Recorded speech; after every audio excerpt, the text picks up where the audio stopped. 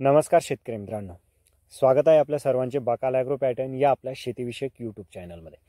शेतकरी मित्रांनो, ऑक्टोबर आणि नोव्हेंबरमध्ये लागवड केल्या जाणारं पीक लागवडीनंतर 40 दिवसामध्ये तोडणीला येणारं आणि पुढचे 50 ते 55 दिवस सतत तोडा देणारं आणि शेतकऱ्याला चांगल्या प्रकारे पैसा मिळवून देणारं प्रमुख पीक म्हणजेच भेंडी।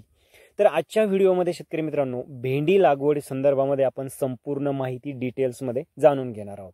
तर याच्यामध्ये एकंदरीत 4-5 मुद्दे असे आहे शेतकरी मित्रांनो, जे आपल्याला बारकाईने तिथं समजून घेणं अगोदर गरजेचे आहे।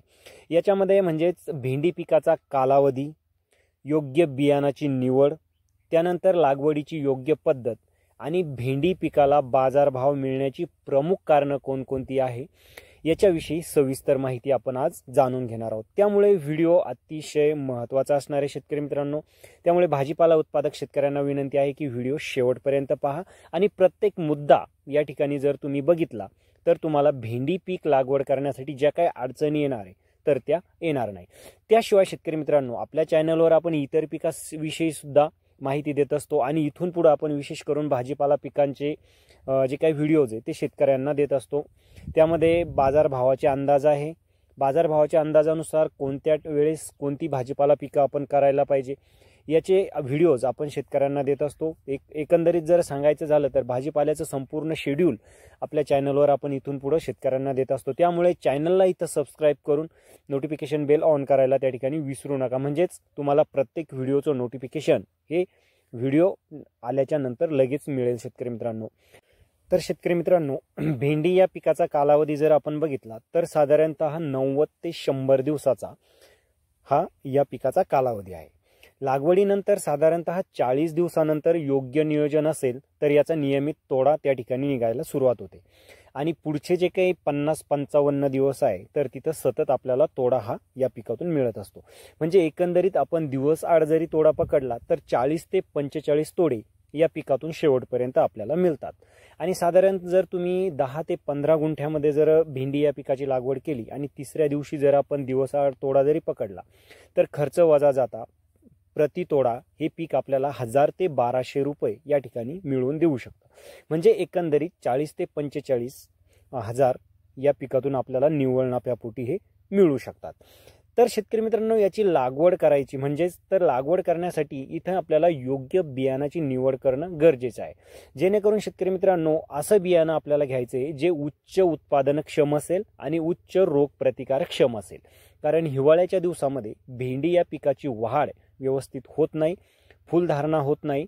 त्यामुळे आपल्याला व्यवस्थित चांगल्या दर्जाचं उच्च उत्पादनक्षम आणि रोग प्रतिकारक्षम असं बियाणं तिथं निवडणं गरजेचं आहे। यामध्ये तुमच्या लोकल एरियामध्ये जी भेंडी चालते शेतकरी मित्रांनो, ज्या भेंडीला विशेष करून मागणी आहे अशा पद्धतीचं बियाणं, अशा व्हरायटी तिथं निवडणं तुम्हाला गरजेचं आहे। त्यानंतर मुख्य मुद्दा येतो शेतकरी मित्रांनो, तो म्हणजेच लागवडीचं योग्य अंतर। आता भेंडी पीक जे शेतकरी मित्रांनो, एकतर तुम्ही सरी पद्धतीमध्ये लावू शकता किंवा मग बेड मल्चिंगवर याची लागवड तुम्ही करू शकता।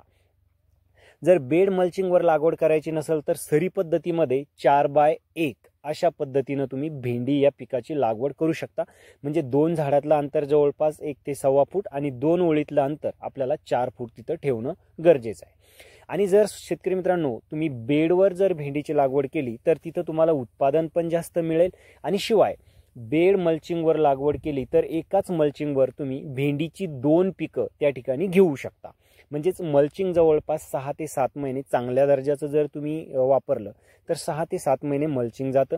त्याच्यावरती आपण जर 90-100 दिवसाचा कालावधी जर एका पिकाचा पकडला तर 2 पिकं तुम्ही सलग भेंडीची त्या मल्चिंगवरती घेऊ शकता। तर अशा पद्धतीनं तुम्ही भेंडीची जी काही लागवड आहे तर ती या ठिकाणी करू शकता शेतकरी मित्रांनो।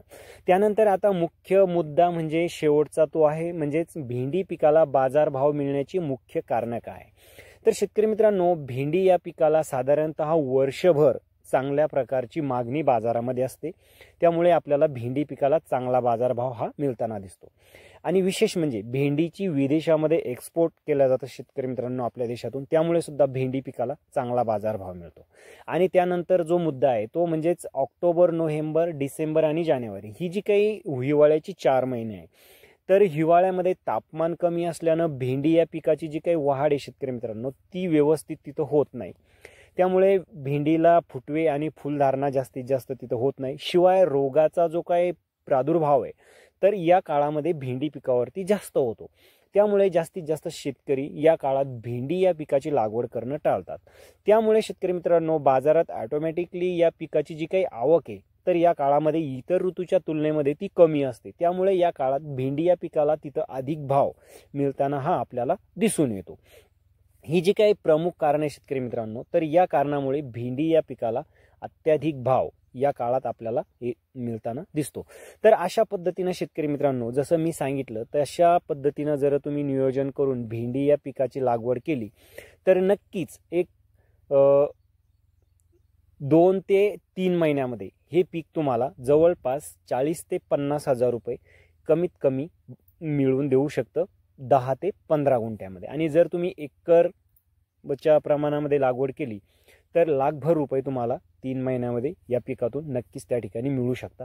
आता शेवटी बाजारभावावर सुद्धा डिपेंड आहे शेतकरी मित्रांनो. कधी कधी बाजारभाव हे कमी असतात कारण आवक जर जास्त असेल तर बाजारभाव हे आपल्याला कमी मिळतात आणि आवक जर कमी असेल तर बाजारभाव हे आपल्याला जास्त मिळतात.